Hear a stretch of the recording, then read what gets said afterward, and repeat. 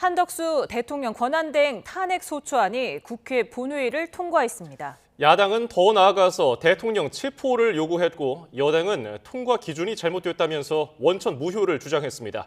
취재기자 연결해 자세한 내용 알아봅니다. 김다연 기자. 네, 국회입니다. 네, 표결 결과 자세히 정리해 주시죠. 네, 192명이 투표에 참여했고 192명 모두가 찬성표를 던졌습니다. 재적 의원의 과반수, 그러니까 전체 의원 300명 가운데 151명 이상이라는 의결 정족수가 충족된 겁니다. 앞서 여야는 이번 탄핵안 가결 조건이 151명이냐 200명이냐를 두고 합의점을 찾지 못했습니다. 민주당은 한덕수 대행에게 국무총리 기준을 적용해야 한다고 주장한 반면 여당은 대통령에 준하는 지위로 봐야 한다고 맞섰습니다. 대통령은 다른 일반 공무원보다 탄핵 요건이 엄격해서 최소 200명의 동의가 필요하기 때문입니다. 우원식 의장이 결국 민주당 논리에 손을 들어준 셈인데요.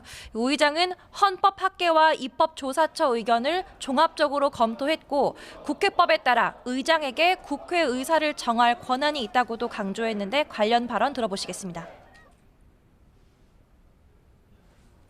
국회의 탄핵소추 의결은 직의 파면을 요구하는 것이고 이 안건의 탄핵소추 대상자는 헌법에 따라 대통령의 권한을 대신하여 행사하는 국무총리입니다.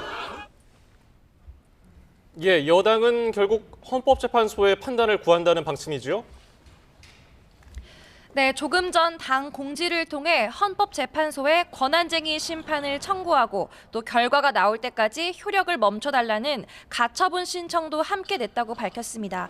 탄핵 사유 자체가 헌법상 요건을 충족하지 못하는 데다 민주당과 의장이 제멋대로 정족수를 해석해 여당의 심의 표결권이 침해됐다는 겁니다. 앞서 여당은 우원식 의장이 과반수 기준을 적용하겠다고 선포하자 의장석을 둘러싸고 원천 무효, 의장 사퇴를 외치며 강하게 항의했습니다. 이후에는 국회 로텐더홀에서 규탄 대회를 열고 민주당은 무정부 상태가 되든 말든 이재명 대표를 위해서라면 뭐든 하는 집단이라고 비난했습니다. 또 3분의 2, 그러니까 찬성표 200개를 채우지 못한 탄핵안은 무효라고 주장했는데 관련 발언 들어보시겠습니다.